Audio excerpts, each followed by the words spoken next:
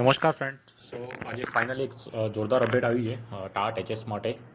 તેમનું ઓલમોસ્ટ તમે જોઈ શકો છો અહીં વેબસાઇટ પર એસએબી ગુજરાત એસએબી એક્ઝામિનેશન બોર્ડ છે જે એના પર તમે જોઈ શકો છો શિક્ષક અભિયોગ્યતા કસોટી એટલે ટાટ એચએસ 2026નું જે મુખ્ય પરીક્ષાનું માળખું છે એ અહીં આવ્યું છે. આપણે જોઈએ શું છે, કેટલા ચેન્જીસ થયા છે અને શું શું લગભગ શોકિંગ જેવું છે. હું તમને કહ્યું એક વસ્તુ તમે જોઈ શકો છો પરિપત્ર આખો મેઇન એક્ઝામ જે આપવાની આપણે ટાટ એચએસ માટે, એના માટે કેવી રીતે પહેલું પ્રશ્ન ગુજરાતી પેપર છે અને બીજું તમારું વિષય વસ્તુનું પેપર છે. એ બંનેમાં શું શું ચેન્જીસ થયા છે, શું શું વસ્તુ આપણે અહીંયાથી ડિસ્કસ કરીશું. બરાબર. ફર્સ્ટ ઓફ ઓલ પહેલાં આપણે જોઈશું ગુજરાતીમાં પહેલું શોકિંગ મને દેખાયું મળ્યું એ છે નિબંધ. પહેલાં તમારે બેમાંથી કોઈ એક નિબંધ લખવાનો હતો.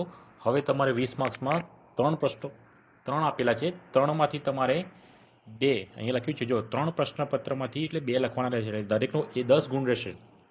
આ એક મોટો ફેરફાર થયો છે નિબંધની અંશમાં, કારણ કે લાસ્ટ ટાઈમ તમે જોવો 20 માર્ક્સના નિબંધમાં તમારે જો નિબંધ ના હોય તો ઓલમોસ્ટ 20 માર્ક્સ જતા રહેતા હતા, એટલે લોકોને ખાસું નુકસાન થતું હતું. બરાબર.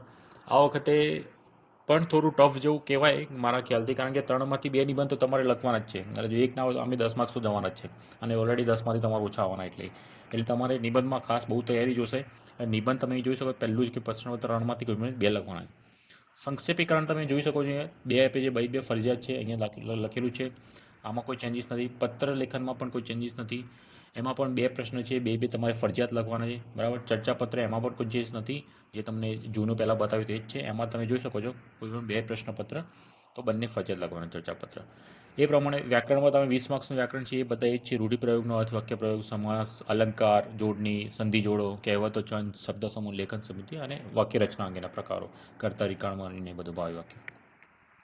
આ થયું પાર્ટ 1. એ રીતે પાર્ટ 2માં તો તમને ખબર છે, ત્યાં તમને કન્ફર્મ નહોતું આપ્યું કે 100 ગુણનું પેપર છે, પણ ત્યાં તમને કન્ફર્મ નહોતું કે બધું ફરજિયાત છે કે નહીં. પણ હવે તમને આ પરિપત્રમાં પરિશેષમાં તમને કન્ફર્મ બતાવી દીધું છે કે હા, ઓલમોસ્ટ બધા જ પ્રશ્નો ફરજિયાત છે.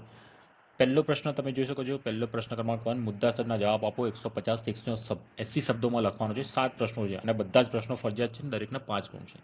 આમાં તમને એક બી ઓપ્શન આપવામાં આવ્યો નહોતું. પહેલાં થોડીક આશા હતી કે ત્યાં, કારણ કે એવું લખ્યું નહોતું કે ફરજિયાત છે, પણ અહીંયા તમને ફરજિયાત કન્ફર્મ બતાવી દેવામાં આવ્યું છે કે 7 પ્રશ્નો છે, 7 5 પ્રશ્નો 5 માર્ક્સના છે, અને 7 પ્રશ્નો કન્ફર્મ છે, ફરજિયાત છે. બરાબર. એ 35 ગુણના છે.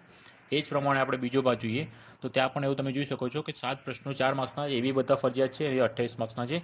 અને એ રીતે ત્રીજું છે તમે, અને આ તો તમને ખબર છે, આ તો પહેલાંથી જ લખેલું હતું કે 1-2 માર્ક્સના વાક્યના પ્રશ્નો છે, જે 11 પ્રશ્નો છે 2 ગુણના, એ પણ 22 માર્ક્સના ફરજિયાત છે. હેતુલક્ષી પ્રશ્નો તો તમને ખાલી જગ્યાએ જોડકા, સાચા પ્રશ્નો, પણ એ બધા 15 માર્ક્સના એ પણ ફરજિયાત છે. એટલે તમે અહીં જોઈ શકો છો કે ટોટલ 100 માર્ક્સનું અહીંયા અને 100 માર્ક્સનું ત્યાં, એટલે 200 માર્ક્સનું તમારું પેપર જે છે હવે તમારે બધું ફરજિયાત 2023 જેવું નથી રહ્યું કે જ્યાં તમને ઓપ્શન મળતું હતું. અહીંયા તમને કોઈ જ ઓપ્શન નથી. એટલે તમારી જોડે પદ્ધતિશાસ્ત્ર તમારા વિષયનું અને તમારા વિષયનું કન્ટેન્ટ જો પાવરફુલ હશે તો તમે માર્ક્સ લાવી શકશો, નહીં તો અહીં તમારે ગોથા ખાવાના ચાન્સીસ છે. ભલે તમારે 140 150 માર્ક્સ તમે પ્રિલિમમાં કવર કર્યા હશે, 160 બી કવર કર્યા હશે, જો તમારી જોડે મેથડને કન્ટેન્ટ બધે ક્લિયર નહીં હોય તો તમે ગોથા ખાવાના ચાન્સીસ છે. અને જે 75-80 માર્ક્સ આવ્યા હશે, જો એમનું કન્ટેન્ટ ક્લિયર હશે અને મેથડ ક્લિયર હશે, એ માર્ક્સ લઈ આવશે. અહીંયા ગુજરાતીમાં પણ તમે જોઈ શકો પાર્ટ 1માં પણ ખાસું તમારે હવે નિબંધમાં એક ફેરફાર થયો. 2 નિબંધ લખવાના છે, એટલે તમારી જોડે શબ્દોની બહાર હોવો જોઈએ નિબંધમાં, તો અને અક્ષરો સારા હોવા જોઈએ, તો તમારો એક સારો એવો નિબંધ બની શકશે. નહીં તો અહીંયા તમારે 20 માર્ક્સથી ખાસા માર્ક્સ કપાવવાના શક્યતાઓ છે. અદરવાઇઝ જો તમારા જોડે સારું લખાણ, સારા અક્ષરો અને શબ્દોનો બહાર હશે તો તમે સારા માર્ક્સ કવર કરી શકશો. સંક્ષેપીકરણ, પત્ર લેખન, ચર્ચાપત્ર અને બધામાં. એટલે મિનિમમ તમે તમારા વિષયનું તમને ખબર છે, લાસ્ટ યરનું તમે જોયું હશે કે લાસ્ટ યર મારું કટ ઓફ કેટલું રહ્યું હતું. એ પ્રમાણે તમારે માર્ક્સ લાવવાના છે, તૈયારી કરવાની. ઇંગ્લિશવાળાને ખાસ વિનંતી કે એ લોકો પણ 120 લાસ્ટ ટાઈમ લાગી ગયા હતા, ખાસા હતા, પણ આ વખતે 120માં નહીં મેળ પડે. કેટેગરીવાળાને તો ખાસ, જે લોકોને એવું છે કે 110માં પાસ થઈને નોકરી લાગી જશે, ના ભાઈ એવું નથી. એ એક લોલીપોપ જેવું જ છે. 110માં તમે ક્યાંય નોકરી નથી લાગવાના. હા, ઇંગ્લિશમાં જેવા સબ્જેક્ટ હોય ત્યાં તમારે મિનિમમ 125 થી 130 માર્ક્સ મિનિમમ કવર કરવા પડશે. પહેલાં જેવું નથી રહ્યું, જગ્યાઓ આ વખતે ઓછી છે.